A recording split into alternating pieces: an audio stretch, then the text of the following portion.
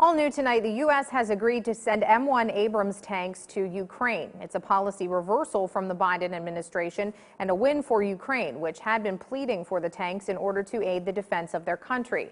The move also opened the door for Germany to agree to send some of its Leopard tanks to the Ukraine as well. The announcement comes days after the 11-month anniversary of Russia's attacks rolling into Ukraine. By now, everyone knows where they stand on the fight, but how much longer will the violence continue? 7 News reporter Colin Roos spoke with a West Liberty professor about where we stand after a year of tension Europe hasn't seen in decades. He joins us live now. Colin. Catherine, the images blared across our TV screens. That 24th day of February, air sirens rang out in Kyiv, marking Russia's first aggressive steps into their western neighbor. But with this new announcement from the president, the same aggression they showed last year may be headed back east. It's official. Offensive weapons are on their way from the U.S. to the Ukraine battlefront. It marks an escalation for us and European countries after months of defensive aid flowing into the besieged country. But how will Russia react to a policy reversal like this one? Russia is going to say it's an act of aggression.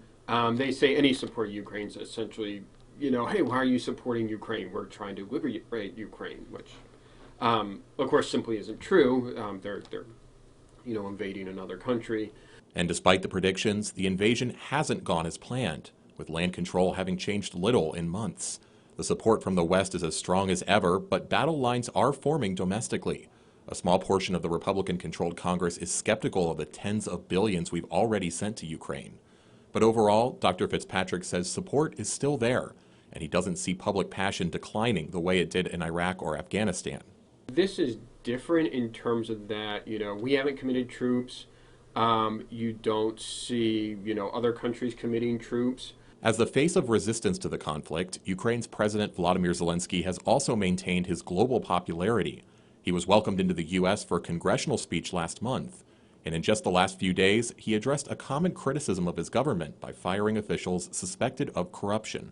It's an ongoing problem in Ukraine, but showing that, hey, I deal with this, so if you give aid, that aid's actually going to be going to the war effort versus, going to corruption or being wasted. There's no denying that the U.S. has deep investments in the war less than a year in.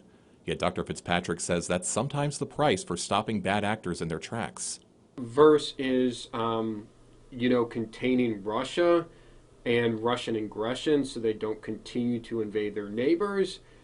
That's a relatively small price to pay. And making a statement that Russia's creep into Europe will be met with something tougher than words and sanctions.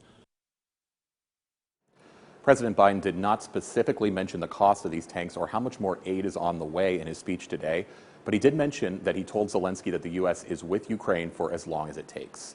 Live in the 7 News studio, I'm Colin Roos, working for you.